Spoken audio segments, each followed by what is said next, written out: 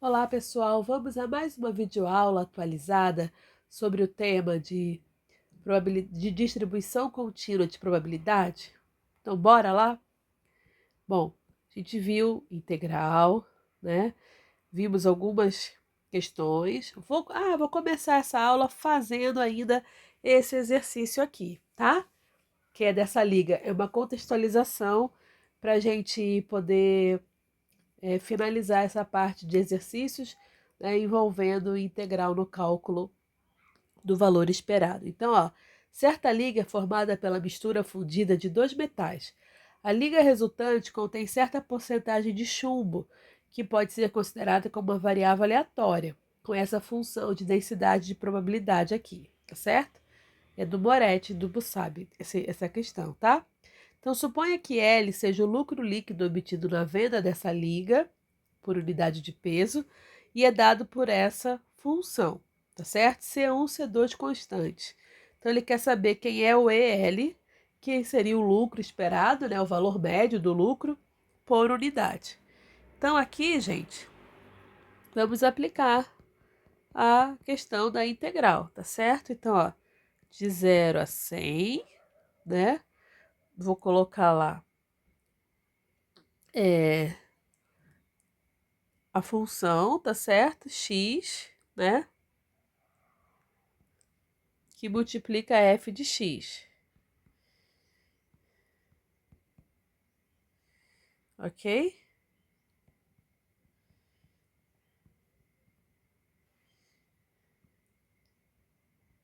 Tá aqui. E aí, gente, vocês vão ter que, né? Faz a distributiva, tá certo? Vou dar uma arrumada nisso aqui. Então, vão fazendo aí também, aonde quer que vocês estiverem. Para um pouquinho e vai fazendo para ver se vai estar acompanhando, tá? Eu só estou arrumando aquela função para chegar e botar, esse 60 vezes 10 a menos 5 aqui fora. X2, estou multiplicando. Dx menos 3 quintos vezes 10 a menos 5 aqui fora. X3 dx, tá? Peguei esse x e estou multiplicando aqui. Então, agora, resolvendo essa integral, x3 sobre 3, tá? x4 sobre 4. E resolvendo isso aqui, vocês vão encontrar que o valor esperado é igual a 50. Mas ainda não resolvemos o problema. Então, a função do lucro é o quê? C1 mais C2 vezes x. Então, o valor esperado para EL vai ser o valor esperado, né? Aplicando aqui, toda a minha equação. Então, E C1 mais E C2x, tá certo? Só que C1 e C2 são constantes, então eu posso colocar aqui fora. Isso aqui pode ser C1, né? E esse aqui pode ser C2 elevado e x, não tem elevado. Aqui a gente já calculou que deu 50. Então, o valor esperado do lucro é C1 mais C2 vezes 50, tá certo? Só isso. Muito bem. Bom, então agora começaremos com alguns modelos probabilísticos. Bom, de uma forma geral, pessoal, a gente pode comentar, pode falar que as variáveis aleatórias, cujos valores, a gente sabe, né? Toda variável aleatória, quando ela é contínua, elas resultam de algum processo de mensuração, de uma medida, lembra? Eu falei isso para vocês desde que eu estou falando sobre variável aleatória contínua e a diferença da variável aleatória discreta. A discreta, ela resulta de uma contagem, e a contínua, ela resulta de seja qualquer processo de medida, de mensuração. Então, pode ser peso, altura das pessoas, por exemplo, demanda diária de arroz no supermercado, tempo de vida de uma lâmpada, diâmetro de rolamentos de esfera, erros de medidas em geral, resultados de experimentos, tá? Então, quando, né, a gente tem uma variável aleatória contínua, a gente precisa saber qual é a função de densidade de probabilidade, tá certo? Dessa variável. Então, a gente usa alguns modelos para representar essa variável de densidade de probabilidade, tá?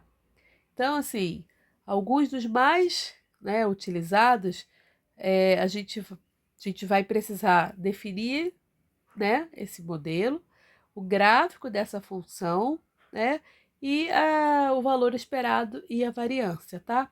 Lembrando que se quiser saber o desvio padrão, é a raiz quadrada da variância. Então, esse modelo aqui é o mais simples de todos. É a distribuição de probabilidade uniforme.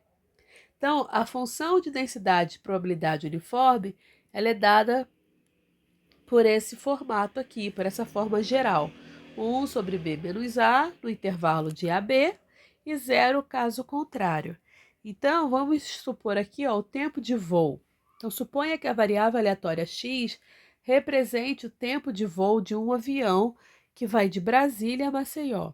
Suponha que o tempo de voo possa ter qualquer valor no intervalo de 120 a 140 segundos. Uma vez que a variável aleatória x pode assumir qualquer valor nesse intervalo, x é uma variável contínua, tá certo? Não uma variável discreta. A gente está falando de intervalo, de tempo, né? Então, olha só, vamos determinar a função a função densidade de probabilidade. Então, ó, é 1 sobre b menos a. O a aqui é 120 e o b é 140. Então, essa função vai ser igual a 1 sobre 140 menos 120, que é igual a 1 sobre 20. Então, eu posso escrever essa função desse jeito. 1 sobre 20, se x estiver compreendido entre 120 e 140. E 0, caso contrário. Beleza? Muito bem. Bom, aí eu vou agora traçar o gráfico dessa distribuição, tá? Então, aqui, 120, 140.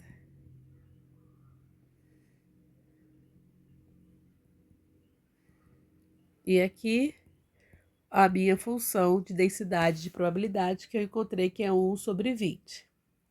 Então, eu venho, ó. Tá certo? Então, aqui, ó, eu posso encontrar a probabilidade do tempo de voo, né? Pode ser quaisquer valores compreendidos nesse intervalo, tá? Então, vamos... Aqui é o que eu acabei de fazer, né? Vamos fazer o exemplo 4. Então, ó, considere essa figura aqui, tá certo? E a área sob o gráfico de f de x no intervalo de 120 a 130. Então, aqui, ó, a área. Então, a área a gente sabe que é o quê? De um retângulo é base vezes altura.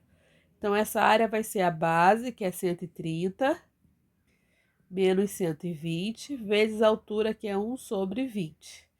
Então, a área vai ser 10 vezes 1 sobre 20. A área vai ser 0,50, tá certo? Então, a probabilidade, né? Então, eu posso escrever dessa forma, ó.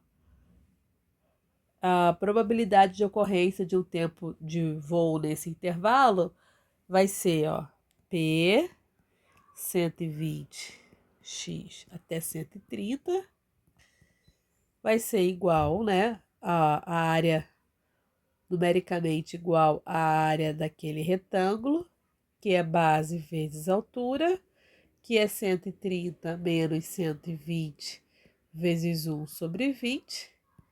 Então, isso aqui vai ser 10 sobre 20, que é de 50%, tá certo? Muito bem. Bom, e o exemplo 5. Considerando a figura anterior, qual é a probabilidade de ocorrência de um tempo de voo entre 128 e 136 minutos. Então, nós vimos que a probabilidade de ocorrência, né, de tempo de voo entre 120 e 130 minutos é de 50%. Agora, vamos calcular para o intervalo de 128 a 136 minutos. Então, agora, ó, eu teria, se eu fosse desenhar lá, ó, aquela função x, f de x, né? 120, 140.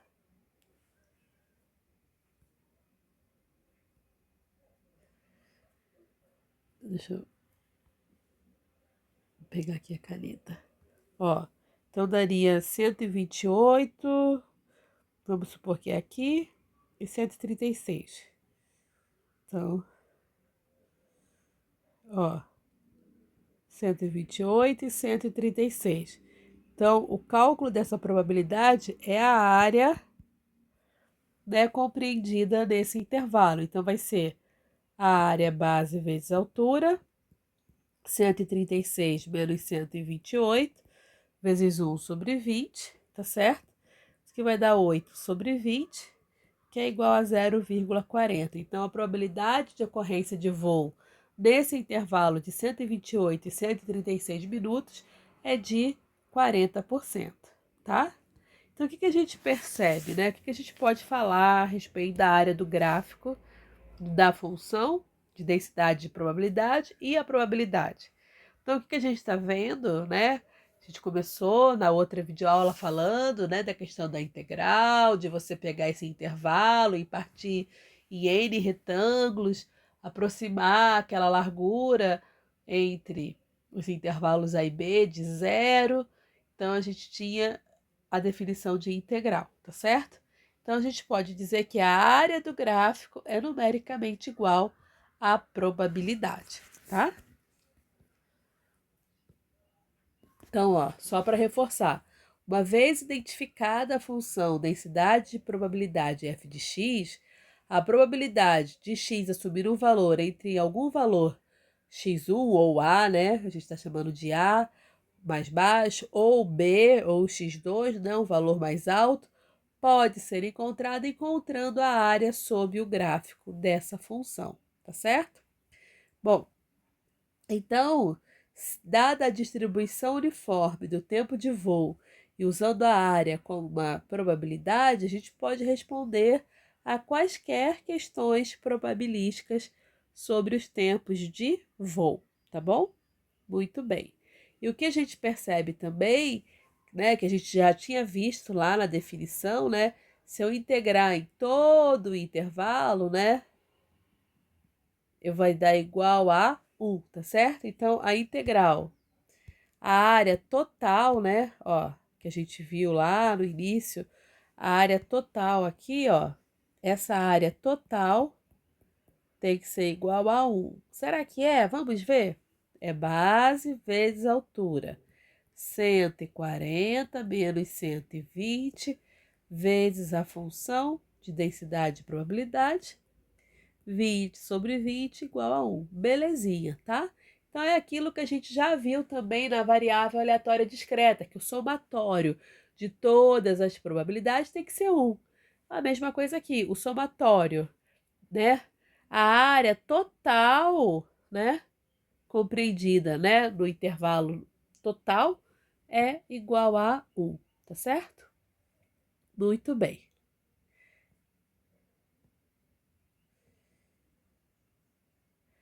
Isso é muito importante, tá? Então, ó, essa propriedade aqui, ó, é válida para todas as distribuições contínuas de probabilidade e, como eu falei, é análoga à condição de que a soma das probabilidades deve ser igual a 1 em uma função de probabilidade discreta, tá? E também, f de x tem que ser maior ou igual a zero para todos os valores de x, tal e qual nós vimos para as funções de probabilidades discretas, tá? Muito bem. E aí, visto isso, a gente vai fazer os exercícios aqui para treinar essa parte de probabilidade, tá? Deixa eu ir voltando.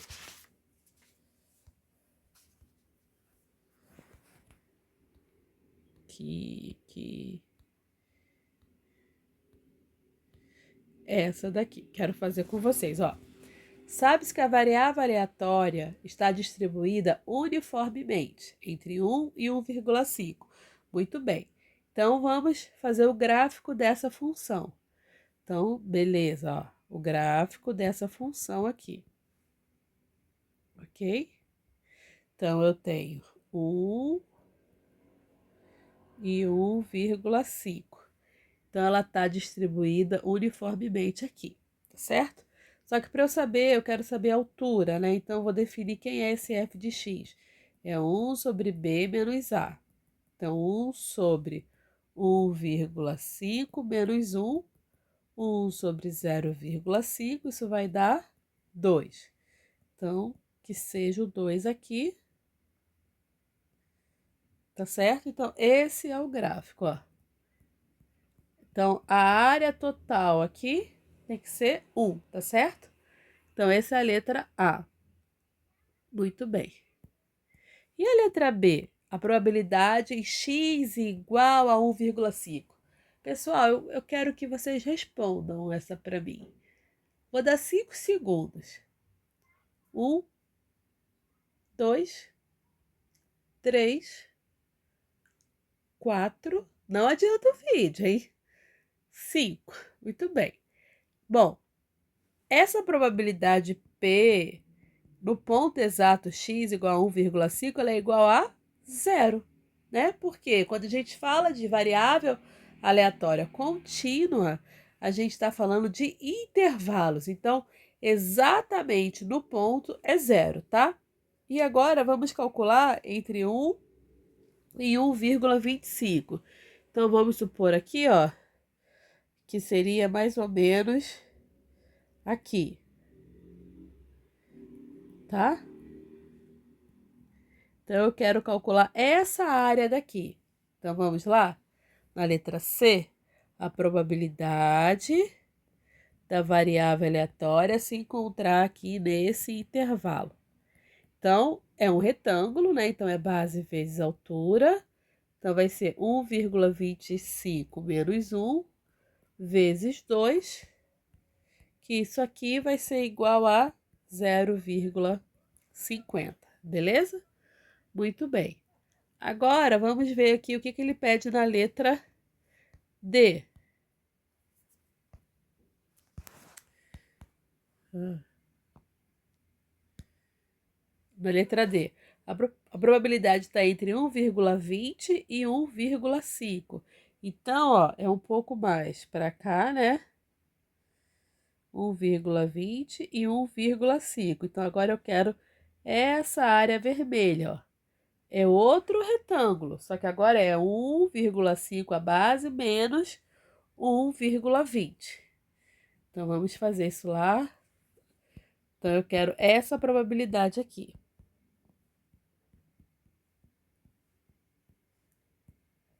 Então, vai ser 1,5 menos 1,20 vezes 2, que vai dar 0,60.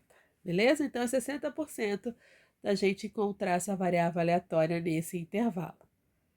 E agora essa segunda questão aqui, ó. A maioria das linguagens de computador contém uma função que pode ser usada para gerar números aleatórios. No Excel, a função aleatório pode ser usada para gerar números aleatórios entre 0 e 1. Se admitirmos que x denota um número aleatório gerado pela função aleatório, então x é uma variável aleatória com a seguinte função de densidade de probabilidade. Está aqui, ó. Então, qual é a pergunta? Trace o gráfico da função de densidade de probabilidade. Então, vamos traçar o gráfico aqui, tá certo? Ó, f de x, vou botar 1 aqui, 0 aqui, tá certo? Vou calcular quem é essa, a minha densidade é 1, né, que eu já vi. Então, tá aqui, ó. Esse é o gráfico, tá certo? Só rachurar aqui a área. Muito bem. A letra B, qual é a probabilidade de gerar um número aleatório entre 0,25 e 0,75? Então, vamos supor que aqui até aqui. Então, eu quero esse retângulo aqui, ó. 0,25 e 0,75. Vou botar em verde. Ó. Em verde, ó. Beleza? Então, na letra B, eu quero essa probabilidade aqui.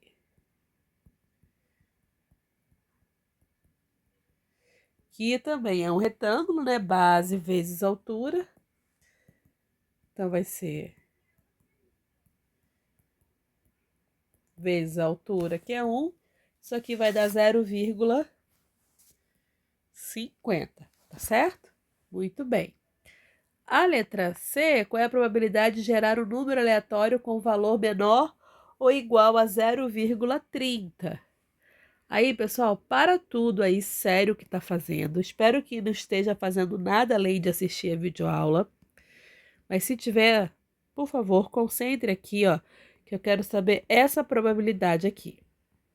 Não quero que vocês decorem, eu quero que vocês façam o gráfico sempre que necessário, porque ele ajuda muito a gente perceber o que nós estamos querendo, tá? Então, olha só. Botar outra cor aqui. Então, eu quero qual a área daqui? Eu quero que x seja menor ou igual a 0,30. Quero essa área daqui, tá certo? Então, concorda comigo que se eu pegar a área total, ó, se eu pegar essa área verde total, e essa área verde total é igual a quanto? É igual a 1, tá certo? Essa área verde daqui é igual a 1. E subtrair desse outro pedacinho aqui que eu vou botar em laranja, tá? Se eu subtrair desse pedacinho daqui, ó. Então, eu pego todo o verde, subtraio desse pedacinho laranja, eu vou ter exatamente o que eu quero, né? E esse pedacinho laranja é o quê? Menos a probabilidade de x maior ou igual a 0,30. Então, aqui, ó, é um retângulo, tá certo? Que vai ficar base vezes a altura. Então, 1 menos 0,70, que vai dar 0,30. Beleza? Então, ó, isso é questão de prova, tá? Já anota aí, aprende a fazer o gráfico, a interpretar, que vai dar tudo certo, ok? E a letra D, qual é a probabilidade de gerar um número aleatório com valor maior do que 0,60? Então, aqui, ó, na letra D, eu vou fazer o gráfico, tá? Ó. Aqui. Então, eu quero, olha só. Aqui, ó, 0,60. Eu quero valores superiores aqui, tá certo? Então, ó, mesma coisa. Vocês concordam que se eu pegar toda essa parte daqui, né, ó. Então, aqui, ó, eu vou ter esse retângulo aqui. É base, que é 1 menos 0,60, vezes a altura, que vai dar 0,40. Ficou claro, gente?